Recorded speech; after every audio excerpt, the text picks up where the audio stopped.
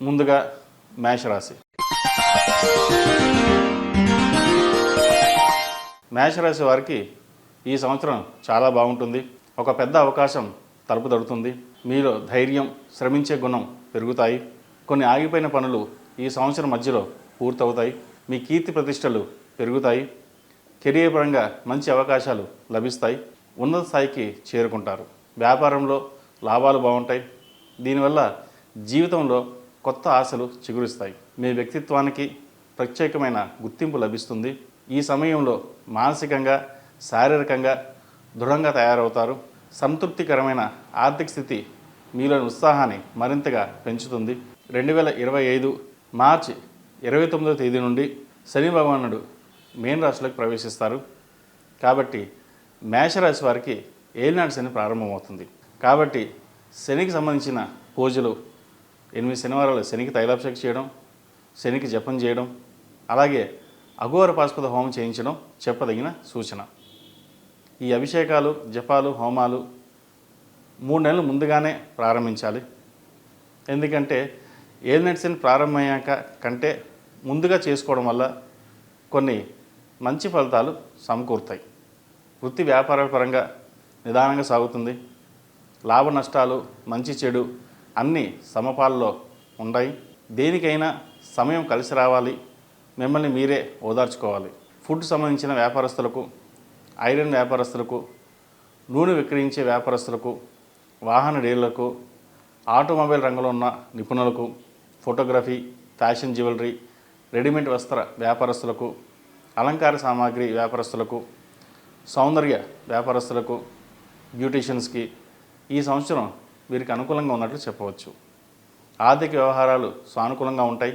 కుటుంబ సభ్యుల సహాయ సహకారాలు చక్కగా లభిస్తాయి. ఆత్మీయ వర్గంలోని అతి ముఖ్యమైన వారితో సంప్రదింపులు జరిపి కొన్ని నిర్ణయాలని తీసుకుంటారు. ప్రతి పనిని స్వయంగా చేసుకోవడం మంచిది. స్థిరాస్తి వ్యవహారంలో మోసపోయే అవకాశాలు కనిపిస్తున్నాయి. జాగ్రత్త వహించండి. మీకు మేలు చేసే అంశాలు మీ దగ్గరికి వస్తాయి. తక్కువ శ్రమతో మంచి ఫలితాలను సాధించగలుగుతారు. అలాగే కొంతమంది రైతులకు భూమి అమ్ముకోవడం మీద ఉన్న శ్రద్ధ వ్యవసాయం మీద ఉండదు. వ్యవసాయ భూములు గణనీయంగా తగ్గిపోతాయి. వ్యవసాయం చేస్తున్న వారికి వేరేది చూసుకోవడం మేలు అనుకుంటారు. వ్యవసాయంలో కష్టానికి తగిన ప్రతిఫలం లభించదు. అయితే జూలై 2025 తర్వాత కొంతవరకు బాగుందని చెప్పవచ్చు. క్రీడాకారులకు రాజకీయ పరంగా కొంత ఇబ్బందులు ఎదుర్కోవాల్సిన పరిస్థితి గోచరిస్తోంది. అలాగే బ్యాంకింగ్ సెక్టర్లో కొన్ని లోపాలు యథావిధిగా కొనసాగుతాయి. విదేశీ పెట్టుబడులు, పరిశ్రమల విషయంలో కొంత జాగ్రత్త వహించడం చెప్పదగిన సూచన. వివాహ ప్రయత్నాలు చేసుకునే వారికి మంచి సంబంధం కుదురుతుంది. సంతానం లేని వారికి సంతాన యోగం ఈ సంవత్సరం కలుగుతుంది. అయితే మీ ఓర్పు, సహనం, మాటల చాతుర్యం వల్ల లాభపడతారు. కొన్ని బాధ్యతల నుండి తప్పుకోవాలని భావిస్తారు. పరిస్థితులు అందుకు అనుకూలించవు. బ్యాంక్ రుణాలు తీర్చివేస్తారు. సమాజంలో గౌరవ మర్యాదలు పెరుగుతాయి. కుటుంబంలో ఐక్యత కోసం శ్రమిస్తారు. వ్యక్తిగత హామీలు మాత్రం ఎవరికి ఇవ్వకండి. ఉద్యోగస్తులకు ఈ సంవత్సరం బాగుందని చెప్పొచ్చు. నూతన ఉద్యోగ ప్రయత్నాలు చేస్తున్న వారికి మంచి ఉద్యోగం కలిసి వచ్చే అవకాశం గోచరిస్తుంది. అలాగే విదేశీ ప్రయాణం ఎవరైతే చేయాలనుకున్నారో మేలోపు ప్రయత్నాలు సాగిస్తే మంచి ఫలితాలు లాభిస్తాయి. వీసాకి సంబంధించి, H1Bకి సంబంధించి, గ్రీన్ కార్డ్ సంబంధించినవి కొన్ని ఇబ్బందులు ఎదుర్కోవాల్సిన పరిస్థితి గోచరిస్తుంది. సాఫ్ట్వేర్ ఉద్యోగస్తులకు ఈ సంవత్సరం ద్వితీయార్థంలో బాగుందని చెప్పొచ్చు. ఉద్యోగం మారాలనుకునే వారికి ఫిబ్రవరి తర్వాత ప్రయత్నాలు చేసుకోవడం చెప్పదగిన విషయం. అలాగే గృహయోగం, వాహన యోగం ఉంది. అయితే సెల్ఫ్ డ్రైవింగ్ విషయంలో కొన్ని జాగ్రత్తలు తీసుకోవాలి. ఆరోగ్యం పట్ల కూడా కొన్ని జాగ్రత్తలు తీసుకోవాలి. ఏ పని చేసినా నిదానంగా సాగుతుంది. అయితే ప్రథమార్థం కంటే ద్వితీయార్థం జూన్ తర్వాత వీరికి మంచి ఫలితాలు గోచరిస్తున్నాయి. ఏది ఏమైనా సరే కష్టే ఫలి అన్నట్టుగా ఎంత కష్టపడితే అంత ఫలితం ఉంటుంది. ఏలినాటి శని ప్రభావం కొంతమందికి అధికంగా ఉంటుంది, కొంతమందికి బాగుంటుంది కూడా. అయితే కొంతమందికి బాగుంది, కొంతమంది బాగలేదు అనడానికి వారి వారి వ్యక్తిగత జాతిక పరిశీలన చేసుకోవడం అనేది చెప్పదగిన విషయం. ఈ రాశిలో జన్మించిన స్త్రీలకు ఈ సంవత్సరం చాలా బాగుందని చెప్పొచ్చు. వృత్తి ఉద్యోగాల పరంగా మంచి అభివృద్ధి కనిపిస్తుంది. వ్యాపార రంగంలో ఉన్నవారు కూడా ఈ సంవత్సరం వీరికి బాగుందని చెప్పొచ్చు. అయితే ప్రథమార్థం కంటే ద్వితీయార్థం బాగుంటుంది వీళ్ళకి.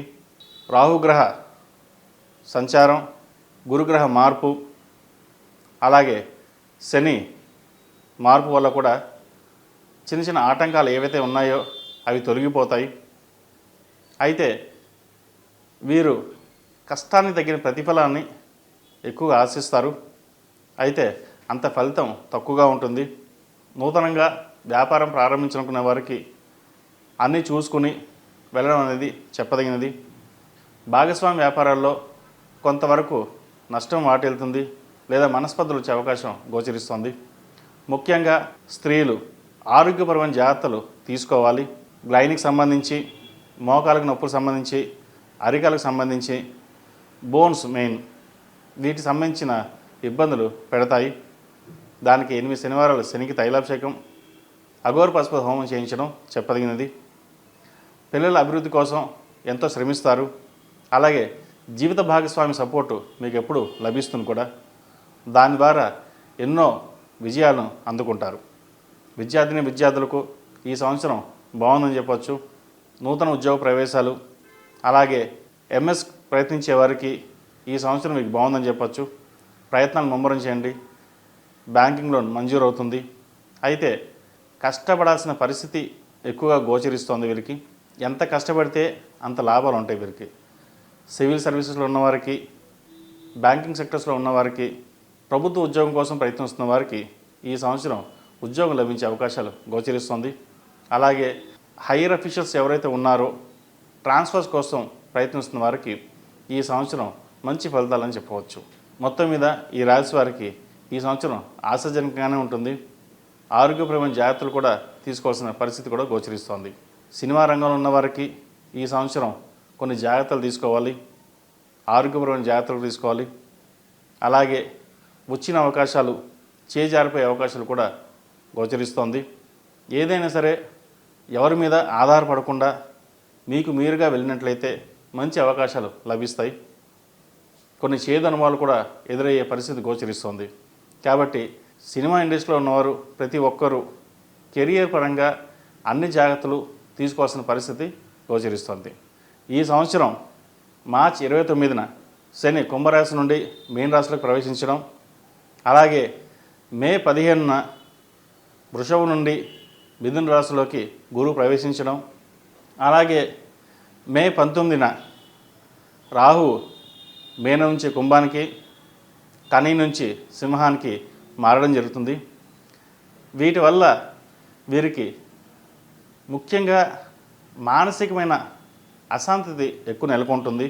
ఏ పని చేద్దామన్నా ముందుకు సాగదు. ఆరోగ్యపరమైన ఇబ్బందులు కూడా ఉంటాయి. వ్యాపారంలో కొంత లాభాలున్నా కొంత నష్టం కూడా వాటిల్లుతుంది. మనోధైర్యాన్ని కోల్పోతారు. అయితే వీరికి దైవానుగ్రహం ఎక్కువగా ఉండడం వల్ల ఎన్ని కష్టాలు వచ్చినా, ఎన్ని నష్టాలు వచ్చినా ధైర్యంగా నిలబడతారు. వీళ్ళ ధైర్యమే వీరిని ముందుకు నడిపిస్తుంది. కాబట్టి ఈ సంవత్సరం గ్రహాలు మారడం వల్ల కొంతమందికి ఇబ్బంది ఉన్నా కొంతమందికి ఆశాజనకంగానే ఉంటుంది. అయితే ఇక్కడ చెప్పాల్సింది ఏంటంటే, ఇది మేషరాశి వాళ్ళు కొన్ని కోట్ల మంది ఉంటారు. అందరికీ బాగుంటుందా, అందరికీ బాగుండదా అంటే వారి వారి వ్యక్తిగత జాతకాన్ని బట్టి మరి పరిశీలించడం జరుగుతుంది. కాబట్టి కొంతమందికి రాశి బాగున్నప్పుడు, జాతకం బాగున్నప్పుడు ఏలినాటి శని కూడా వీరికి రాజయోగం ఇస్తుందని చెప్పవచ్చు. కాబట్టి వారి వారి ప్రత్యేకమైన జాతకం చూపించుకోవడం వల్ల దోష పరిహారాలు చెప్పడం జరుగుతుంది. ఈ రాశి వారికి బంధువుల మధ్య కొన్ని విభేదాలు వచ్చే అవకాశం గోచరిస్తుంది. సమాజంలో పేరు ప్రఖ్యాతలు వీళ్ళకి బాగుంటాయి. అయితే పేరు ప్రఖ్యాతలు ఎంత బాగున్నా ఇంట్లో మటుకు వీరికి ప్రత్యేకమైన స్థానం ఉండదు.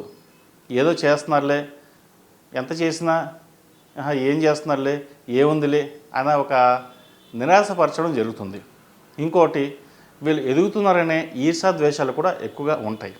కాబట్టి బంధువర్గం నుంచి పట్టించుకోకుండా కెరియర్ పరంగా, వ్యాపారం పరంగా మీకు మీరుగా వెళ్ళడం అనేది చెప్పదగిన విషయం. విద్యార్థులకు మంచి అవకాశాలు కలిసి వస్తాయి. ఇంతవరకు ఆలోచనలకే పరిమితం చేసిన వాటికి ఆచరణలోకి తెస్తారు. ప్రతి విషయంలోనూ అనుమానము, మానసిక ధైర్యం సన్నగిల్లి మీ పురోగతికి మీరే అడ్డుపడినట్టుగా ఉంటుంది. కాబట్టి మానసిక ధైర్యంతో ముందుకు సాగండి, మంచి ఫలితాలు సాధించగలుగుతారు. మొత్తం మీద ఈ సంవత్సరం గడిచిన సంవత్సరం కంటే బాగుంటుంది చెప్పడంలో ఎలాంటి సందేహం లేదు. ఈ రాశివారు ముఖ్యంగా ఏలినాటి శనికి పరిహారం, 8 శనివారాల శనికి తైలాభిషేకం, అలాగే అఘోర పాశుపత హోమం చేయించడం చెప్పదగినది. వీరు సుబ్రహ్మణ్య స్వామి ఆలయ దర్శనం చేసుకోవడం చెప్పదగింది. ముఖ్యంగా వీరు సుబ్రహ్మణ్య స్వామిని ఎక్కువ ఆరాధించడం, 8 మంగళవారాలు సుబ్రహ్మణ్య స్వామికి అభిషేకాలు చేయడం, అలాగే సుబ్రహ్మణ్య పాశుపత హోమం కానీ సుబ్రహ్మణ్య పాశుపత కంకణం కానీ ధరించడం చెప్పదగినది. ప్రతిరోజు ప్రతినిత్యం కుదిరితే సుబ్రహ్మణ్య అష్టకం చదువుకుని శని స్తోత్రం ప్రతిరోజు పఠించండి. ఎందుకంటే ఏలినాటి శని నడుస్తున్నప్పుడు శని స్తోత్రం ఎంత పఠిస్తే మనకు అంత మేలు జరుగుతుంది. ఎందుకంటే కొంతమంది జపాలు చేస్తారు, బాగుంటుంది. జపాలు చేయలేని వారు, హోమాలు చేయలేని వారు వ్యక్తిగతంగా ప్రతిరోజు ఇంట్లో ఒక 19 సార్లు లేదా 54 సార్లు 108 సార్లు శని స్తోత్రాన్ని పఠించాలి. మీరు ఎంత కౌంట్ పెంచుకుంటూ వెళ్తే అంత మంచి ఫలితాలు ఉంటాయి. ఇవన్నీ చిన్న చిన్న రెమెడీస్ అయినా సరే ఫలితం మటుకి చాలా పెద్దగా ఉంటుంది. కాబట్టి ఈ రాశివారు ఇటువంటి చిన్న చిన్న రెమెడీస్ చేసుకుని మంచి ఫలితాలను సాధించగలుగుతారు.